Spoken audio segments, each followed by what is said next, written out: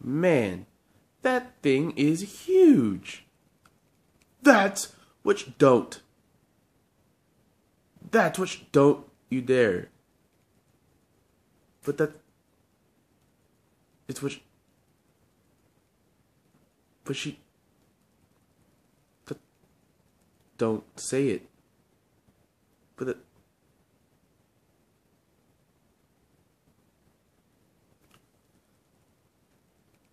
The box is really big.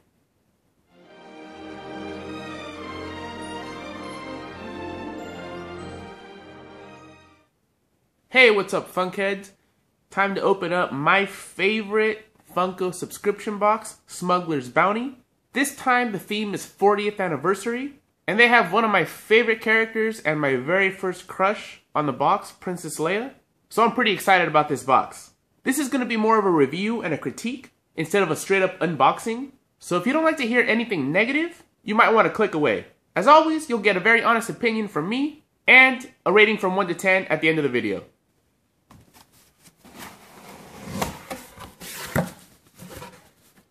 Alright, patch and pin, looks like Chewbacca and Luke.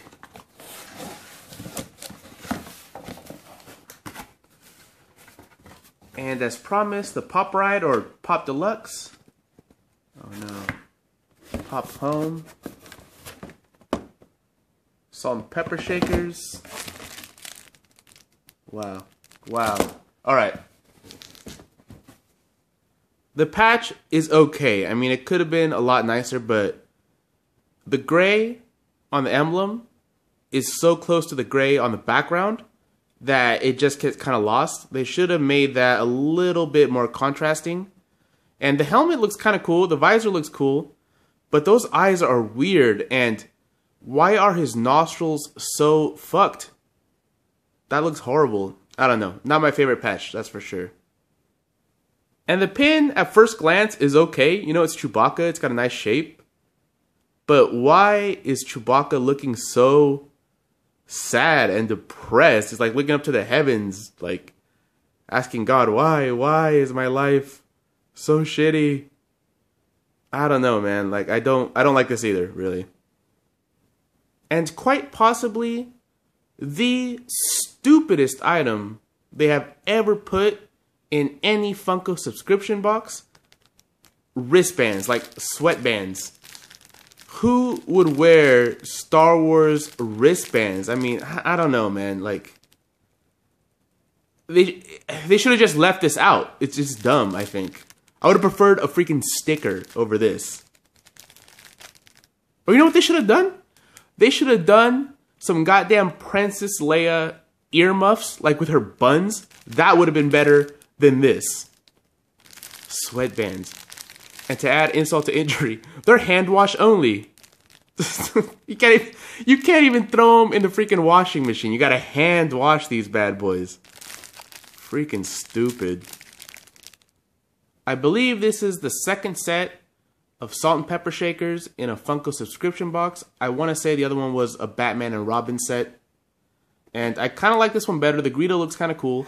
But if you're gonna make something like this, it better damn well be usable. And I remember the last salt and pepper shakers, the holes were just way too big for salt or pepper.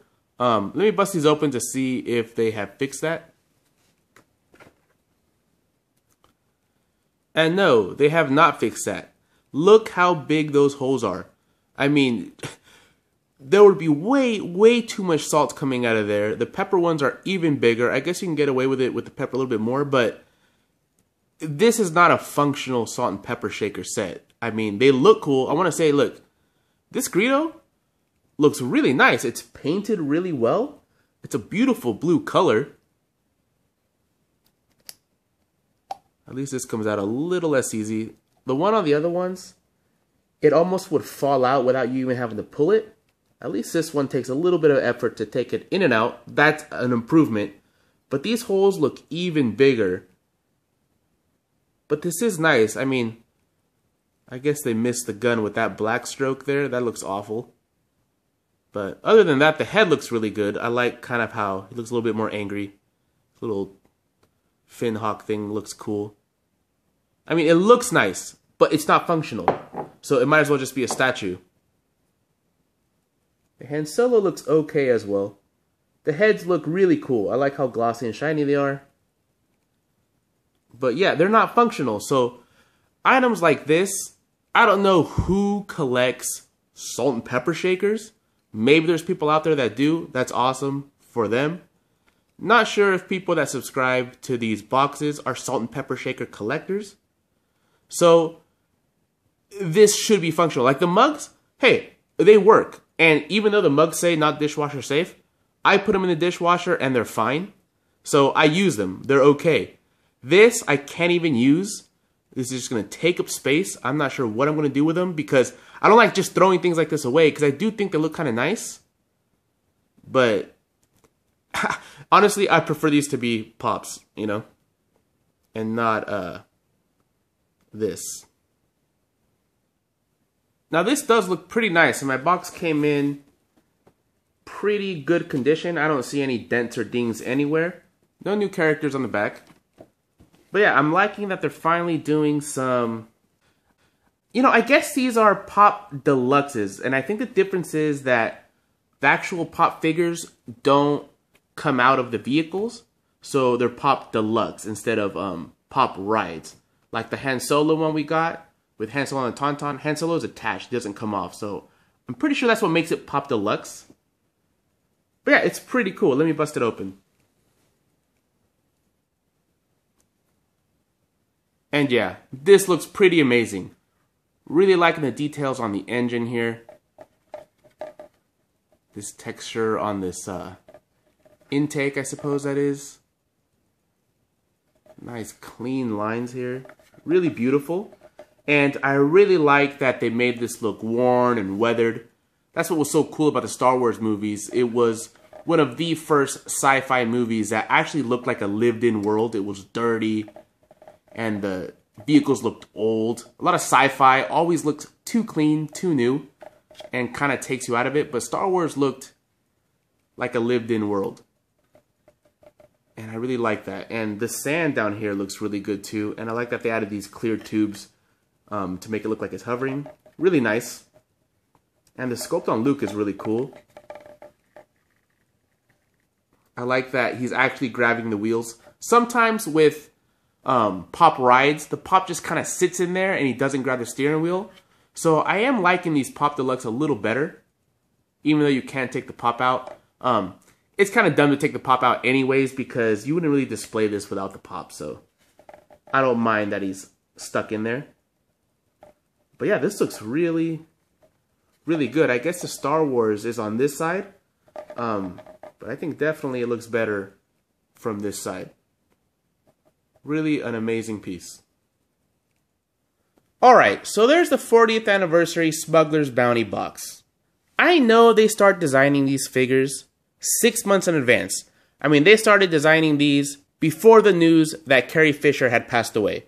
So it's not like they could have just changed it all up and added Carrie Fisher items in here. That said, it was pretty lame of them to put Carrie Fisher on the actual box because it leads you to believe there's going to be Princess Leia items in this box.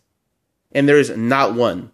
There's 2 Luke, but not one Leia item. Even before I heard Carrie Fisher had passed away, if you go back and look at my last Smuggler's Bounty unboxing, I did mention, wow, I hope there's like maybe a holographic Leia in the box. I know I said that for sure.